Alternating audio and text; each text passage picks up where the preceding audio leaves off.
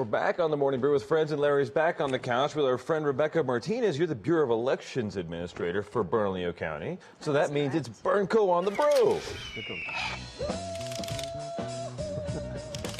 I love her graphics. It's the best, right? It is, yeah. So you are Bernalillo County's Bureau of Elections Administrator. And Yes, I got to sir. ask, because there's a lot of, I think there's a lot of confusion. I don't know the answer to this.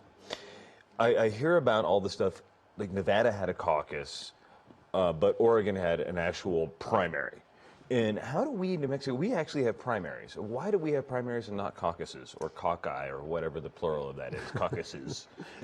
So the New Mexico state statute does require New Mexico to have primary elections. This is a nomination. Okay. So registered voters of major political parties, if you're a registered Democrat or a Republican, you can choose to nominate the person of the parties who you want to see for the general election. Okay, so we're a little more formal about it than some of the other states. That is correct, And yes. then, like county clerk's office, people count them like they do any regular election, right? That is correct. All the ballots that come in are tabulated by our voting machine tabulators, as well as some of them are hand counted. Wow, because I know in other states I saw the caucus process, and they're just like, everybody for Bernie stand over there, everybody for Hillary stand over there. And it seemed like really kind of, you know, high school in some ways. Who's the homecoming Yeah, king? Right? yes. In But New here Mexico- we're a lot more formal about it, right? That's absolutely correct. Yes, we have paper ballots. We want to make sure that we can verify each and every ballot to ensure that we are providing the accurate totals Right. for the votes. And the this ballot, though, the ballot in the fall is going to be like what, 45 pages?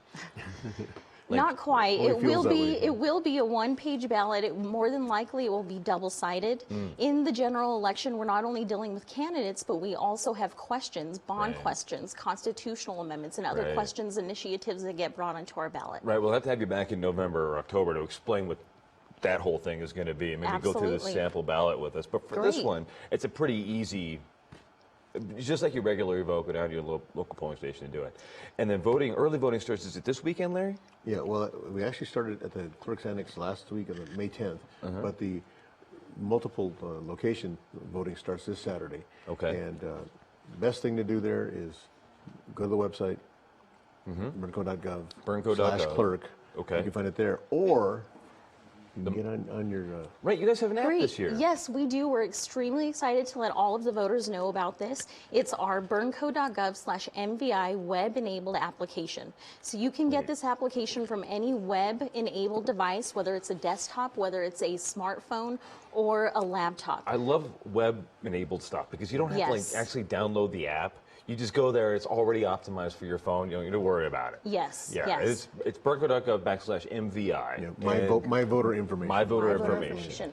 So And- the great thing about this web application is you could log in and get specific information to your voting.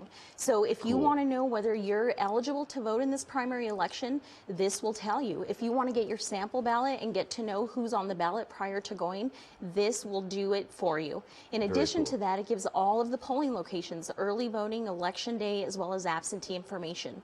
If you want to find out a polling location that's convenient to you, based on your geographical location where you are, or based on your residence, or simply where you're traveling throughout the day, you can get this information from our website. The closest to your office, the closest to your house, or your kid's school, or whatever. That is It's correct. Super easy. That is So how correct. many? I know there are just a ton of early voting locations this year. How many are there? There are a total of 19 early voting Oh, wow. locations. Again, they will be opening up this Saturday, and they'll be open Monday through Saturday, 8 a.m. to 8 p.m. So no excuses for not voting. In other words. That is Absolutely. correct. I love That early is voting. correct. I love early voting, but I got to admit, last time I early voted, I didn't get the little I voted sticker. Okay. Are the stickers on order? Are they coming? The The little. I voted stickers are here. They Okay. are essential for us, and we want to make sure that every voter gets that sticker. That is super important to us, and we want to make sure that we provide that to 'Cause everyone. they just ran out on me last Okay, time. okay. Which I think I took it as a good sign that if, Yeah, they if had so many run people voting, out- they ran out of the stickers. they That's ran a out- great thing. That was not a bad problem. I just didn't get my Great. sticker last time, so I want to get We'll the give you sticker. 2 this time, Dan. Okay. So one other thing I wanted to let you know about the app is we have what's called a unique barcode ID. So once you log in, there's a linear barcode. the voter can present that to the poll officials at the polling location for a voter express check-in. That means you don't have to spell your name out for me. If there's a junior, if there's a senior. That is one of my things. Yeah. Yes, we want to make voting as convenient as absolutely possible for our voters this year. So we're extremely excited to let as many people know about this opportunity as possible. That's really cool, yeah, because I always forget what kinds of information I have to bring. Is it, because I had the little voter card that I got in the mail years ago, and then I've got my driver's license, and then I've got, do I need to bring, what do I need to bring? Is always one of my questions when I go vote, you know. And if I just had that, I could just show them my phone and say, this is me, and I can go vote. Yes, that makes it they'll super scan easy. you in, they'll confirm that you are who you say you are. Right. They'll ask you a couple of questions, but it takes off a lot of time in the interim because ultimately we want every voter to be able to go in, cast their ballot, and get out as quickly as possible. We know that people are super busy and we want to provide every reason for individuals to come and let us know who they're choosing to run in their community. Right, no excuses. That is correct. Then how many volunteers do you guys have this year? Well, they're not really volunteers, they're paid. They're paid Right. poll officials, individuals from the community who want to come and run our elections for us. We have upwards of 1,000 poll officials. Wow. So over the last 3 years, we've really invested in making sure that we're getting the skills and caliber of polling officials that we need to provide that voting experience on our behalf on election day and during early voting. Very cool. And then you need that, if somebody wants to do that, what's the deadline for Correct. that training or whatever it may take? So we have training all the way up until right before the election. So the weekend before the election, again, we're hiring close to 1,000 people so that we know that things happen in life. Yeah. So we want to make sure that we provide the opportunity continuously and provide the training all the way up until the few days before the election so we can get the people that we need out there. That's great. Well, I know that there are other states, I won't mention any names, Arizona, had some problems Yes. with a lot of this stuff. They were underfunded. They didn't have enough people on the ground. I mean, is there math that says you have to have like 75 people at this polling location to help voters and 8 people at that one? Or how do you guys figure it out? Sure. So in Bernalillo County, you know, we are ahead of the curve. We just implemented voting convenience centers in 2012, which means you as a voter can choose any single polling location that you want to go to. Right. We don't dictate what polling location you go to.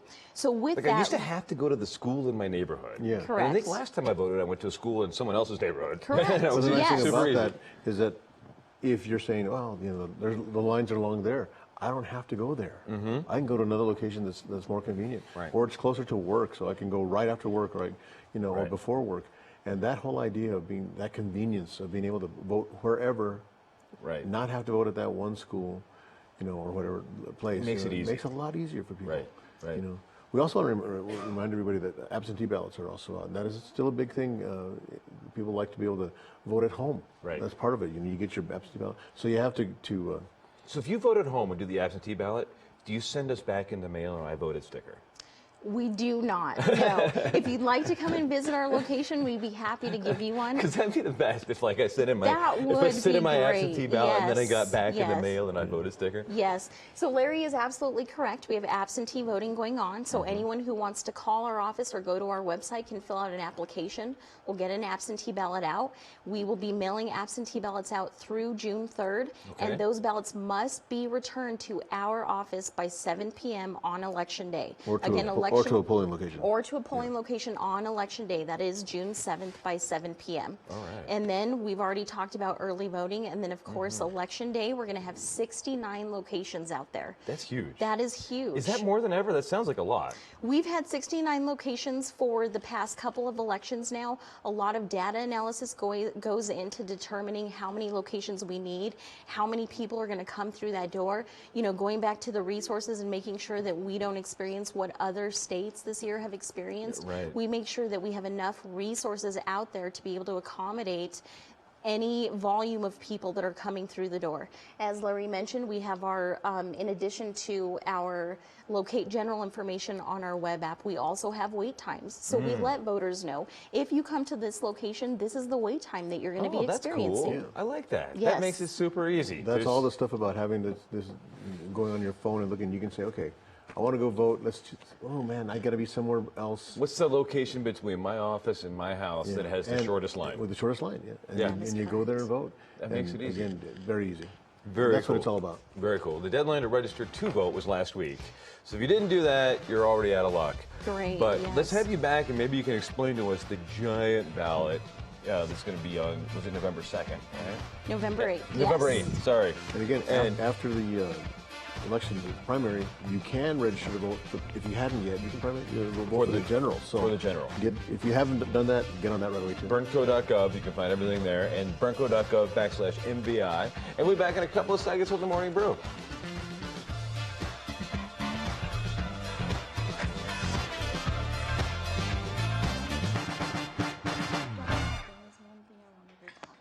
We have a